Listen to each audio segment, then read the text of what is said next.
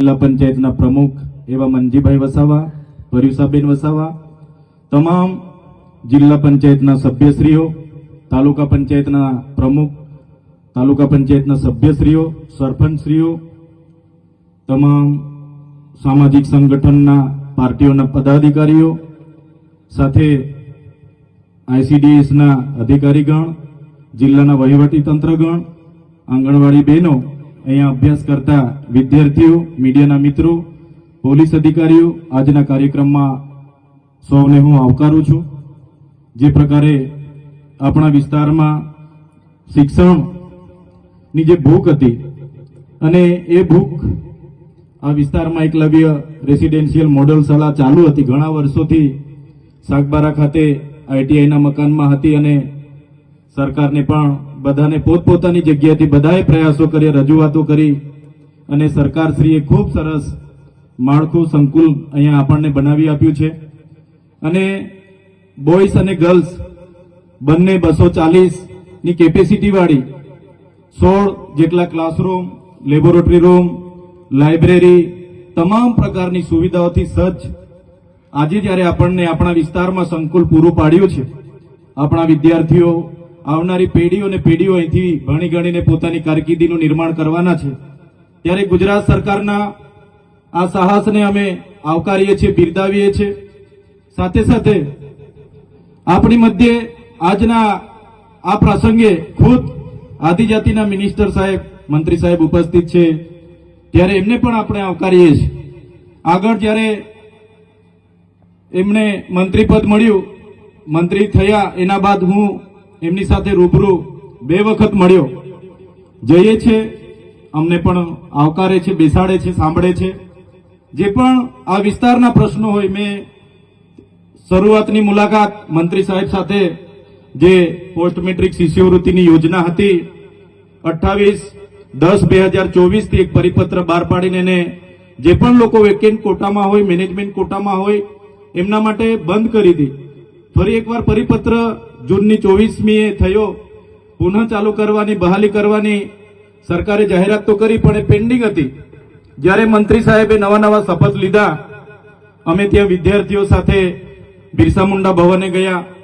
બિરસા મુંડા ભવનથી ફરી અમે આગેવાનોને સાથે રાખીને મંત્રી સાહેબને મળવા ગયા, એમને ધ્યાન દોર્યું અને મંત્રી સાહેબે અમે કીધું, સાહેબ અમે 15 દિવસ પછી આ ના થાય તો પાછું અમારે અહીંયા આવીને રચનાત્મક કાર્યક્રમો આપવા પડશે. પણ મંત્રી સાહેબે કીધું કે 15 દિવસ ના થાય, તમને આવું ના પડે એવી અમારી મહેનત છે, અમે આગળ પ્રયાસો કરીશું.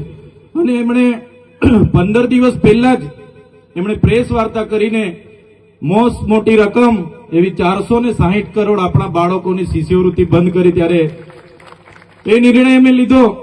એમનું જેવું પ્રેસ કોન્ફરન્સ થયું અને સમાચારના માધ્યમોથી મને જાણવા મળ્યું, ભલે અમે અલગ વિચારધારા, અલગ પાર્ટીમાં હોઈએ, પણ મંત્રીશ્રીના પ્રેસ કોન્ફરન્સને 1 જ કલાક પછી મેં મંત્રીશ્રીના નિર્ણયને આવકાર્યો, એમનું સમર્થન કર્યું કે જે પણ અમારા નરેશભાઈ પટેલ સાહેબે જે નિર્ણય અમારા બાળકોના ભવિષ્ય માટે લીધો છે એમને હું આવકારું છું અને અમે ખુલ્લામાં એમને સમર્થન કર્યું છે. ત્યારે મંત્રી સાહેબનો પણ બધાના પ્રયાસો હતા, સાંસદશ્રીઓના હતા, ધારાસભ્યશ્રીઓના ધ્યાને રાખીને એમણે કર્યું. ત્યારે અમે એમના નિર્ણયને જાહેરમાં આવકાર્યો હતો અને એમને સમર્થન પણ કર્યું હતું.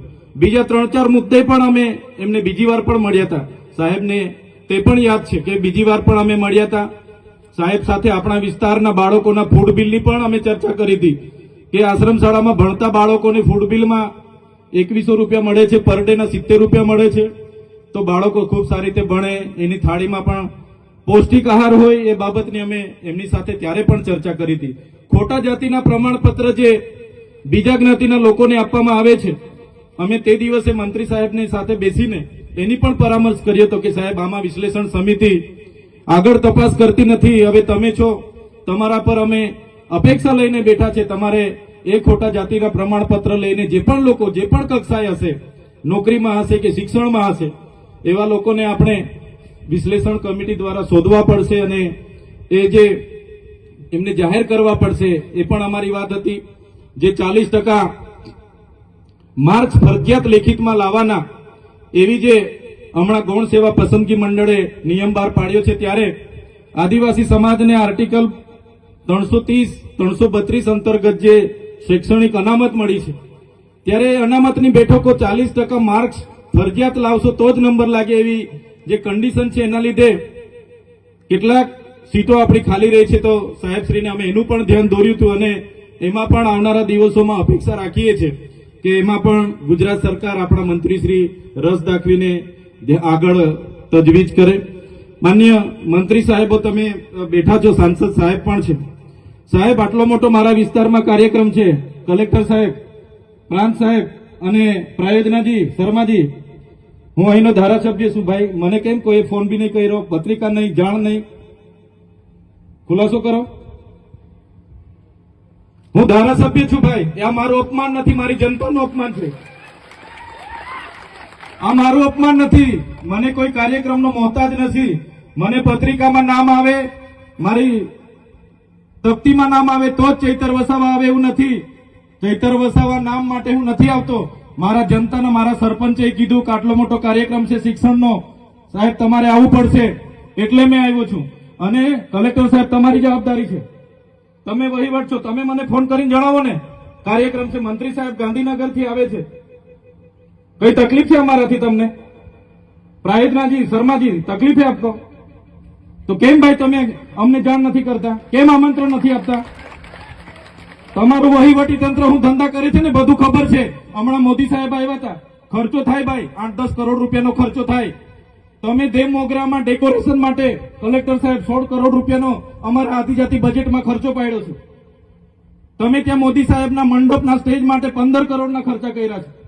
ટોયલેટ, મોબાઈલ ટોયલેટ માટે 2,40,000નો 2 કરોડ ને 40 લાખના તમે ખર્ચા પાડ્યા છે. નાસ્તા માટે 2 કરોડ ખર્ચા પાડ્યા છે. તમે ડોમ માટે 2 કરોડ ખર્ચા પાડ્યા, ચા માટે 2 કરોડ ખર્ચા પાડ્યા, બસ માટે 2 કરોડ ને 71 લાખ રૂપિયાનો ખર્ચો પાડ્યો. કેમ? અમે સવાલ પૂછીએ એટલે તમને નડીએ છે? તમારા મનમાં ધુમાડો હોય તો કાઢી નાખજો ભાઈ, બરાબર છે? આ જનતાના ટેક્સના પગારે આપણે બધા છે. આ જનતાના ટેક્સનો પગાર મને પણ મળે છે, તમને પણ. કલેક્ટરથી તલાટીથી લઈને કલેક્ટર સુધીના બધા તમે નોકર છો, અમે બધા સેવક છે. આ લોકોએ જે પણ કે અમે પ્રતિનિધિ છે, અમને અધિકારો આપ્યા છે, તમે અમને કેમ અહીંયા બોલાવ્યા નથી? ના સાહેબ, અમારે વિદ્યાર્થીઓ સામે કેવું પડે છે, અમને કઈ. તમે દર વખતે ચિકદામાં કીધું, દર વખતે આ જ પ્રશ્ન ઉભો કરો છો, દર વખતે આ જ પ્રશ્ન ઉભો કરો છો. ઓ ભાઈ, ધારાસભ્ય છું, લોકોએ મને ચૂંટ્યા છે, મને આમંત્રણ જોઈએ ભાઈ. આ કોઈના પૈસાથી આ બિલ્ડિંગ નથી બની, તમારા ઘરના પૈસાથી બની છે. અરે વિષય પર તો મને આમંત્રણ કેમ નથી આપ્યું? મને જાણ કોઈ એક ફોન કેમ નથી કર્યો? કેમ ભાઈ? અમે ધારાસભ્ય ચૂંટાયેલા છે, લોકોએ અમને અધિકાર આપ્યા છે, અમારો અવાજ તમે દબાવવાની વાત કરો છો. અમને કેમ નથી આમંત્રણ આપ્યું? તમે તમારે આમંત્રણ આપવું જોઈએ ને અમને. ઓ ભાઈ, બંધ કરી દેવાડો, મારા અધિકાર છે ભાઈ. તમે આવો, બંધ કરી દે એટલે, બંધ કરી દે એટલે આમંત્રણ કેમ નથી? બંધ કરી દે એટલે, બંધ કરી દો એટલે, બંધ કરી દો એટલે આમંત્રણ આપવું જોઈએ ને તમારે. અમને તમે આમંત્રણ કેમ નથી આપ્યું ભાઈ? અમે ચૂંટાયેલા ધારાસભ્ય છે, અમને એક ફોન કોઈનો આવ્યો નથી. કલેક્ટર સાહેબની જવાબદારી છે. આ કોઈના કમલમના પૈસાથી આ બિલ્ડિંગ નથી બની ભાઈ. કોઈ તો પછી પણ સાહેબ અમે તમારી રિસ્પેક્ટ કરીએ છીએ ને, દરેક સરકારના કાર્યક્રમમાં હું હાજર રહું છું.